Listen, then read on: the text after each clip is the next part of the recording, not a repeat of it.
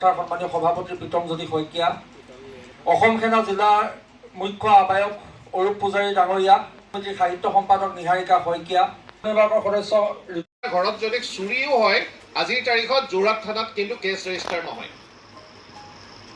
নকৰাৰ ফলত এই যিটো প্ৰৱণতা, তেওঁলোকৰ যিটো অপৰাধ কৰাৰ প্ৰৱণতা, এইটো বাঢ়ি গুচি গ'ল।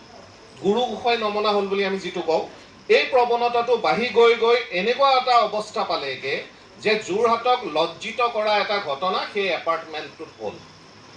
আজি মাত্ৰ 15 দিনমান আগতে মই দ্বিতীয় ঘটনাটো কৈছোঁ। মোৰ ঘৰৰ সন্মুখত তৰুণৰাম ফুকন পথত ৰাতিপুৱা মৰ্ণিং ৱাক কৰি থাকোঁতে এগৰাকী মহিলাৰ সোণৰ চেইনডাল ডিঙিৰ পৰা কাঢ়ি লৈ গ'ল। আৰক্ষীক জনোৱা হ'ল, এজাহাৰ দিয়া হ'ল, আৰক্ষীয়ে গোচৰটো ৰেজিষ্টাৰ নকৰিলে। অৰ্থাৎ অপৰাধমুক্ত Jorhat, this is the statistics. যোৰহাটৰ পৰিসংখ্যাত অপৰাধমুক্ত যোৰহাট। এই অপৰাধমুক্ত যোৰহাট পৰিসংখ্যাগতভাৱে কৰিবলৈ যাওঁতে অপৰাধীক উৎসাহিত কৰা হৈছে,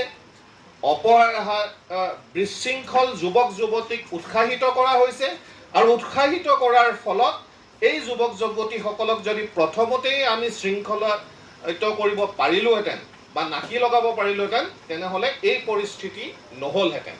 মোৰ প্ৰথম অনুৰোধ যোৰহাট পুলিচ প্ৰশাসনলৈ, যেতিয়াই এটা অপৰাধজনিত ঘটনা হয় বা অপৰাধজনিত ঘটনা কৰিবলৈ প্ৰয়াস কৰে, সেই ঘটনাটো পুলিচে ৰেজিষ্টাৰ কৰিব লাগে, ইনভেষ্টিগেশ্যন কৰিব লাগে।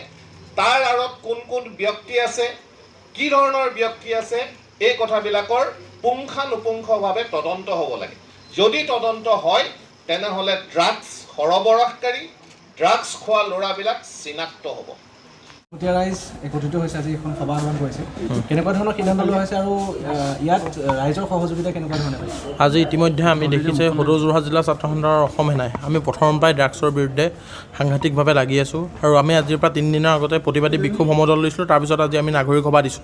নাগৰিক সভাত যোৰহাটৰ সমূহ দল সংগঠন, যোৰহাটৰ বিশিষ্ট ব্যক্তি, যোৰহাটৰ জ্যেষ্ঠ ব্যক্তি, যোৰহাটৰ শিক্ষক সমাজ সকলো আহিছে আৰু সকলো আহি আমাক বিভিন্ন ধৰণৰ পৰামৰ্শ দিছে। আৰু এই পৰামৰ্শসমূহ আমি কাৰ্যকৰী কৰি ভৱিষ্যতৰ দিনত যাতে ড্ৰাগছ কেনেকৈ পুলিয়ে ফুকাই উৎখাত কৰিব পাৰি তাৰ কাৰণে আমি ব্যৱস্থা গ্ৰহণ কৰিম। ইতিমধ্যে আপোনালোকে দেখিছে ড্ৰাগছে শেহতীয়াকৈ যোৰহাটৰ যোনটো অনেশা শইকীয়া ঘটনা, এই ঘটনাই যোৰহাটৰ কিন্তু সচেতন মহলত তীব্ৰ উদগনি যোগাইছে।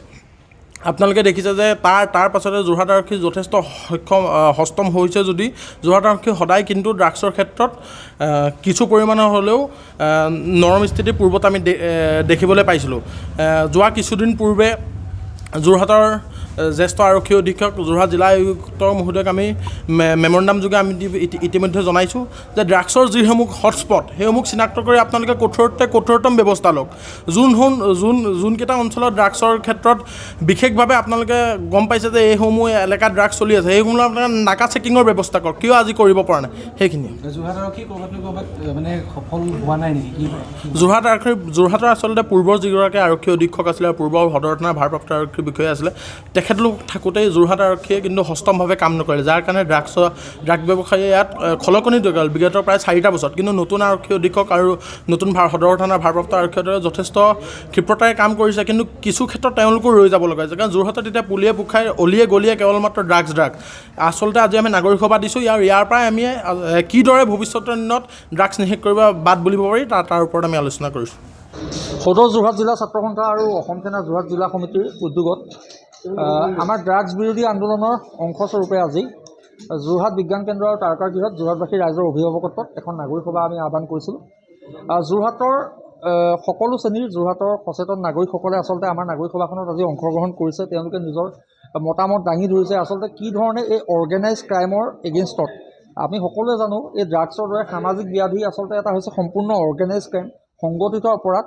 আচলতে ড্ৰাগছৰ উৎসৰ পৰা পেডেলাৰৰ পৰা সেৱনকাৰীলৈকে এটা নেক্সাছ যি তৈয়াৰ কৰি লৈছে, এই নেক্সাছটোক আমি কি ধৰণে উৎখাত কৰিব পাৰোঁ। গতিকে আমিও বিশ্বাস কৰোঁ এই নেক্সাছটো উৎখাত কৰাৰ ক্ষেত্ৰত কেৱল মাত্ৰ আমি চৰকাৰক দোষাৰোপ কৰি থাকিলেও নহ'ব। আমি এই নেক্সাছটো উৎখাত কৰাৰ ক্ষেত্ৰত আমি সুসংগঠিত ৰূপত আমি আগবাঢ়িব লাগিব।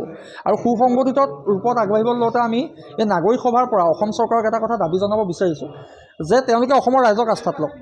অসমৰ ৰাইজক আস্থাত লৈ যোৰহাটবাসী ৰাইজক আস্থাত লৈ আৰক্ষীৰ প্ৰত্যক্ষ তত্ত্বাৱধানত VDPৰ আৰ্হিত হওক বা থানা সমিতিৰ আৰ্হিত হওক তেওঁলোকে আচলতে এণ্টি ড্ৰাগছ ভিজিলেন্স কমিটি কিছুমান গঠন কৰক, যাৰ জৰিয়তে খুব ক্ষিপ্ৰতাৰে কম সময়ৰ ব্যৱধানত ড্ৰাগছৰ উৎস, ড্ৰাগছ সৰবৰাহকাৰী, সেৱনকাৰী চিনাক্ত আৰু উৎখাত কৰাত সহায়ক হয়। তাৰ লগে লগে আজি নাগৰিক সভাখনত কেইবাটাও আচলতে সিদ্ধান্ত লোৱা হৈছে।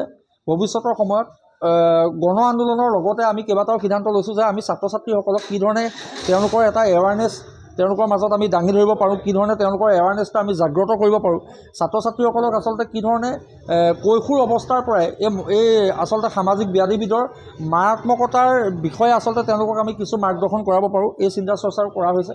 তাৰ লগে লগে আমি এটা কথা স্পষ্ট কৰি দিব বিচাৰিছোঁ, শেহতীয়াকৈ যোৰহাট আৰক্ষীয়ে যথেষ্ট তৎপৰ হৈ পেলাই তেওঁলোকে ড্ৰাগছৰ বিৰুদ্ধে অভিযান অব্যাহত ৰাখিছে। আমাৰ পূৰ্ণ সমৰ্থন আছে আৰু তেওঁলোকেও আচলতে সকলো বান্ধৰ পৰা মুক্ত হৈ তেওঁলোকে এই অভিযান ধাৰাবাহিকভাৱে চলাই নিয়ক, তেওঁলোকৰ প্ৰতি আমাৰ সম্পূৰ্ণ সহযোগিতা আছে।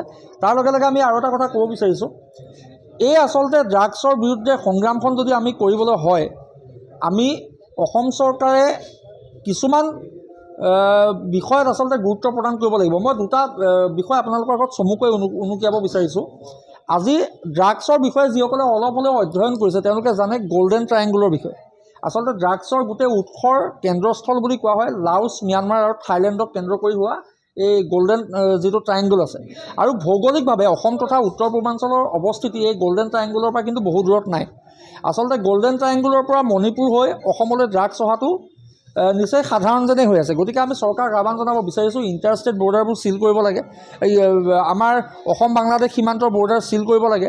আৰু চুবুৰীয়া দেশকেইখনৰ লগতো যিহেতু আমাৰ এটা খুব সুসম্পৰ্ক নাই, গতিকে তেওঁলোকে ড্ৰাগছৰ জৰিয়তে হওক বা জালনোটৰ জৰিয়তে হওক আমাৰ ওপৰত, আমাৰ অৰ্থনীতিৰ ওপৰত, আমাৰ অৰ্থনৈতিক কাঠামোৰ ওপৰত আচলতে এনেকুৱা ধৰণৰ অশান্তি বিয়পাবলৈ তেওঁলোকে অপচেষ্টা অব্যাহত ৰাখিব পাৰে। গতিকে তাৰ প্ৰতি লক্ষ্য ৰাখি আমি সকলো সজাগ আৰু সষ্টম হ'ব লাগে।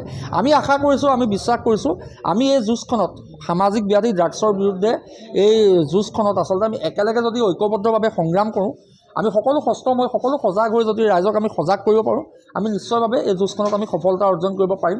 তাৰ লগে লগে আৰু এটা কথা ইতিমধ্যে পূৰ্বতেও কৈছোঁ, আপোনালোকক আজিও কৈছোঁ, পবিত্ৰ ভাদ মাহ অসমত চলি আছে। পবিত্ৰ ভাদ মাহৰ সুবাদত আজি প্ৰত্যেকভাগ নামঘৰতে নাম প্ৰসংগ হৈ আছে। আমি ভকত বৈষ্ণৱসকলৰ ওচৰলৈ তেখেতসকলৰ আশীৰ্বাদ আৰু অভিভাৱকত্ব কামনা কৰি অসম সেনা আৰু সদৌ অসম ছাত্ৰ সন্থাৰ এটি দল প্ৰত্যেকভাগ নামঘৰলৈ আমি যাম। তাত আমি সজাগতা পত্ৰ বিতৰণ কৰিম আৰু সকলোকে আমাৰ এটাই আহ্বান জনাম যে যোৰহাটৰ পৰা সামাজিক ব্যাধি ড্ৰাগছক পুলিয়ে পোখাই উৎখাত কৰিব লাগিব। এখন ড্ৰাগছমুক্ত যোৰহাট আমি গঢ়ি তুলিব লাগিব। কিয়নো এইখন যোৰহাটৰ যুৱচামে, এইখন যোৰহাটৰ ডেকাচামে 1966 চনত অসমত এটা পূৰ্ণাংগ পৰ্যায়ৰ ছাত্ৰ সংগঠন লাগে বুলি যদি দাবী কৰিব পাৰে, এটা ছাত্ৰ সংগঠন গঠন কৰি যদি দেখুৱাব পাৰে, সেইখন যোৰহাটৰ একাংশ কেইটামান অবাতে যোৱাৰ কাৰণে যোৰহাটখনৰ অতীতৰ মহিমাত আচলতে আমি কোনো কাৰণতে অতীতৰ গৰিমাত কালিমা খানিব নোৱাৰে। গতিকে যিসকল অবাতে গৈছে, আমি প্ৰভু ভগৱন্তৰ ওচৰতো প্ৰাৰ্থনা জনাইছোঁ তেওঁলোকে শীঘ্ৰে পুনৰ মূল বাটলৈ ঘূৰি আহক।